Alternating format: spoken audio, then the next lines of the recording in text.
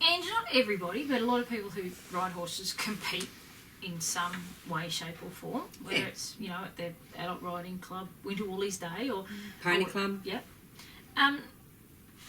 What happens, of course, is when people start to compete, they're not always going to win. Very true, very true. And not everybody enjoys that, and people become disheartened because they feel like they're putting in a lot of effort and they're not actually reaping the rewards, and I use that word very loosely, of competition. What's your advice on some of that? I see this. I instruct at Pony Club and I judge, and I'm out with kids a lot. I do a lot of voluntary work with kids and horses, and I see this a lot. And it is very disheartening to see kids down on themselves about this, or even some adults too, you said. I always like to look at a positive. You know, for instance, a kid that's gone round a jump course and pulled a rail. There's 12 jumps.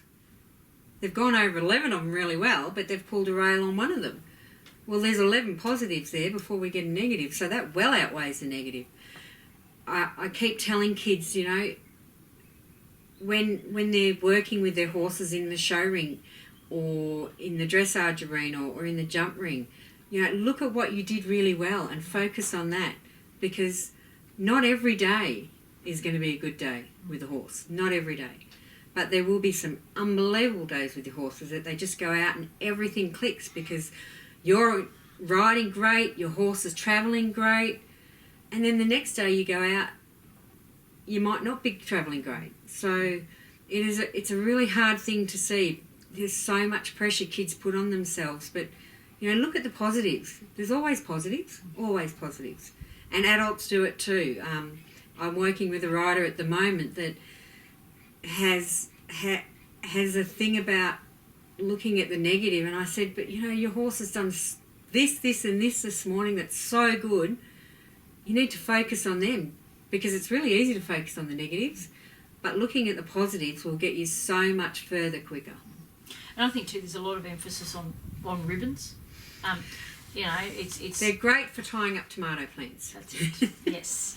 Yeah, and I think people judge their success on how many ribbons that they achieve in a day. Exactly. Instead of, did they overcome an obstacle that they've been dealing with? You know, did their horse go well? And you know what? I think the other thing that I think people forget is we do this sport. It is a sport. We're not creating something that's going to feed the starving of the world. We're not curing cancer. We're not playing for sheep stations. That's it. And we're meant to enjoy it. And I think the enjoyment sometimes gets lost. Lost, very much so. There's nothing better than seeing, for instance, if I'm in the show ring, you know, one of the things I say when the kids start coming in first thing in the morning, righto, if there's no smiles, there'll be no ribbons today. So straight up we get them laughing and giggling, but they're so focused and so, oh my God, I've got to do this and I've got to do that and I've got to win. It's very sad, very sad. But getting those kids in a place where they realise that they're doing it because they love it, and as you said, we're not playing for sheep stations. And I don't know about you, but I haven't seen a tombstone yet that listed how many national championships somebody won. No, not yet. No, I can't say as I have seen one of them. Don't think I'll ever see one either.